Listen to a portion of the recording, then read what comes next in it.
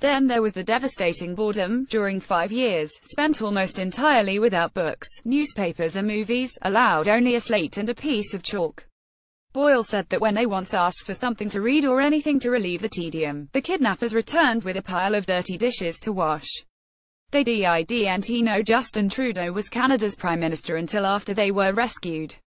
One of the captors told Boyle the new US President was Donald Trump before he was forced to make a proof-of-life video.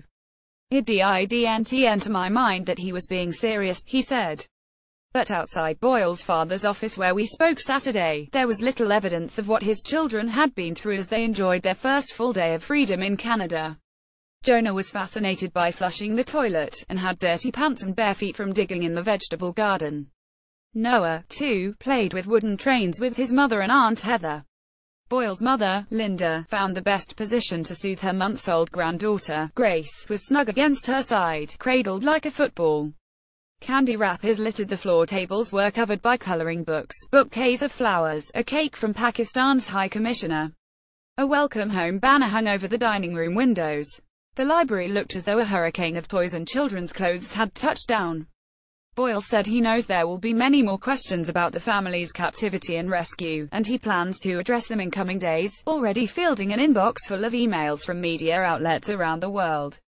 Coleman, on the other hand, wants to stay quiet for now and declined to be interviewed. When the young family arrived back in Canada on Friday night at Toronto's Pearson Airport, Boyle's statement to journalists prompted more questions than answers. He spoke of the murder of his daughter, Marta Boyle, which some news outlets reported as the killing of a newborn named Margaret. He called for justice for his captors, whom he wanted the Taliban to punish, or for them to be brought before the International Criminal Court. Coleman, 31, and Boyle, 34, were kidnapped in Afghanistan in October 2012 during a backpacking trip through Central Asia. On Friday, Boyle said they traveled to the country as pilgrims to help people in need in a Taliban-controlled region. His comment led to speculation about the couple's intent, with some noting Boyle's previous brief marriage to Zainab Khadr, the daughter of Egyptian-born Canadian Ahmed Said Khadr, who had been suspected of financing al-Qaeda before he was killed by Pakistani forces in 2003. Boyle said on Saturday that he had read U.S. media reports that questioned why he and Coleman were in Afghanistan. "I'm a harmless hippie and I do not kill even mice," Boyle said. "I've been vegetarian for 17 years. Anybody who knows me would laugh at the notion that I went with designs on becoming a combatant." When the Haqqani network kidnapped Boyle, Coleman was 5 months pregnant. All 3 of the couple's children were born in captivity, and they kept Coleman's second pregnancy a secret, surprising the captors when Noah was delivered.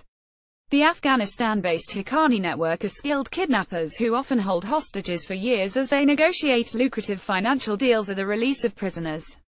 But holding women or children is rare for the group, and among the many attempts to free the family over the years was an appeal to respect Pashtunwali, a sacred code of honor in the region among Pashtuns.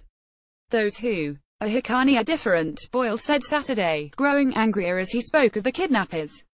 "These are people who have no relationships in life that are not purely mercenary. They have no real friends, only cohorts. They have no wives, children. Those we met who were not orphans spoke of hating their parents." He said the captors showed no mercy to any of them. Of the 3 children, it is the middle boy, Noah, who appears to be suffering the most from the ordeal. "At least a quarter of his days are spent crying and screaming," Boyle said. He's not having a temper tantrum, it's that he saw the color of orange and orange scares him, or that he saw a screwdriver and screwdrivers scare him. Boots scare him, he said. Security and police are stationed outside the Boyle house. When they came to the door Saturday, the toddler panicked. "He's not scared of them specifically, he's scared of the boots," said Boyle. "Because the only people he has seen wear boots are people who are coming in to kick you." Toronto Star.